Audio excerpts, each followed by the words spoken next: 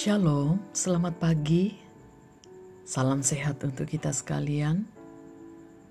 Jumpa lagi dalam acara saat teduh kita di pagi ini. Kita akan mendengarkan firman Tuhan.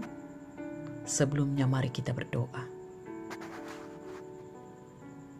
Bapa di sorga, pagi ini kami datang mengangkat syukur kepadamu untuk hari baru anugerah-Mu. Kami akan memulainya dengan mendengarkan dan merenungkan firman Tuhan, bahkan mengangkat syafaat kami kepada Tuhan. Roh Kudus kiranya memberi kami hikmat, agar kami dapat dimampukan mendengarkan firman Tuhan, lalu melakukannya dalam hidup kami. Ampuni dosa kami Tuhan, dan bersabdalah, kami telah sedia mendengar. Di dalam Tuhan Yesus kami berdoa kepada Bapa di sorga. Amin. Injil Matius pasal 20 ayat 29 sampai dengan ayat 34. Injil Matius pasal 20 ayat 29 sampai dengan ayat 34. Firman Tuhan, Yesus menyembuhkan 2 orang buta. Dan ketika Yesus dan murid-muridnya keluar dari Yeriko, orang banyak berbondong-bondong mengikuti dia. Ada 2 orang buta yang duduk di pinggir jalan mendengar bahwa Yesus lewat, lalu mereka berseru, "Tuhan, Anak Daud, kasihanilah kami." Tetapi orang banyak itu menegur mereka supaya mereka diam. Namun mereka makin keras berseru, katanya, "Tuhan, Anak Daud, kasihanilah kami." Lalu Yesus berhenti dan memanggil mereka. Ia berkata, "Apa yang kamu kehendaki supaya aku perbuat bagimu?" Jawab mereka, "Tuhan, supaya mata kami dapat melihat." Maka tergeraklah hati Yesus oleh belas kasihan, lalu ia menjamah mata mereka, dan seketika itu juga mereka melihat lalu mengikut dia. Amin. Tema perenungan firman Tuhan di pagi ini, iman yang menarik perhatian Yesus. Iman yang menarik perhatian Yesus.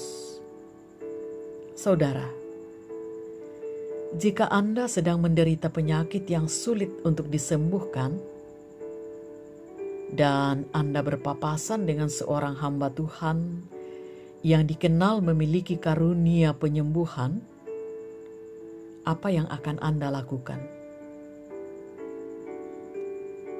Ketenaran Yesus pada waktu itu sungguh mengagumkan. Buktinya, kehadirannya selalu diiringi banyak orang. Ayat 29. Rombongan sebanyak itu tentu saja menimbulkan suara yang gaduh dan ramai. Sampai-sampai kedua orang buta pun bisa mendengar suara itu dan mengetahui kehadiran Yesus di situ. 2 orang buta yang duduk di pinggir jalan itu telah meyakini bahwa Yesus adalah Mesias Anak Daud yang sanggup menyembuhkan berbagai penyakit seperti penyakit ayan, lumpuh, timpang, dan bisu, bahkan mati sebelah tangan. Pasal 12 ayat 10. Mungkin mereka mendengar mujizat yang dilakukan Yesus itu dari pembicaraan orang. Maka timbullah keyakinan pada diri mereka bahwa kebutaan mereka pun bisa Yesus sembuhkan. Ayat 30 bagian B. Akan tetapi bagaimana caranya membuat Yesus melihat mereka? Menembus kerumunan orang banyak dengan berlari adalah hal yang mustahil karena keterbatasan fisik mereka. Namun, iman mereka kepada kuasa Yesus melebihi kekuatan fisik orang yang sehat. Maka mulailah kedua orang buta itu berseru-seru, memanggil nama Yesus dengan tak menghiraukan teguran orang banyak yang merasa terganggu. Ayat 31. Seruan berdasarkan iman kepada Yesus itu tidak sia-sia, karena ia berkenan menyembuhkan kebutaan mereka. Seperti kedua orang buta itu, kita pun bisa memperoleh pertolongan Yesus. Pertolongannya hanyalah sejauh doa. Tuhan melihat iman kedua orang buta itu. Itulah yang Yesus cari pula dari diri setiap kita. Doa dengan iman membuka diri di hadapannya supaya ia bebas berkarya dalam hidup kita. Karena itu ingatlah, mujizat Tuhan bagi persoalan hidup kita bisa kita alami, asalkan kita tidak putus asa untuk berseru memohon pertolongan Tuhan. Dan tetap percaya meskipun keadaan kita tidak memungkinkan. Terpujilah Tuhan. Amin. Mari kita bersyukur dan kita berdoa. Iman kami dikuatkan oleh kebenaran firman-Mu Tuhan. Kami bersyukur bahwa Tuhan melihat hati dan iman kami. Walaupun kami buta, tetapi Allah melihat kami dan mendengarkan seruan kami. Sebagaimana disaksikan, bagaimana Yesus menolong, melayani, bahkan menyembuhkan dua orang buta di dalam pengharapannya. Kami bersyukur Tuhan, Engkau boleh menyapa kami dalam seluruh keadaan kami, apapun itu.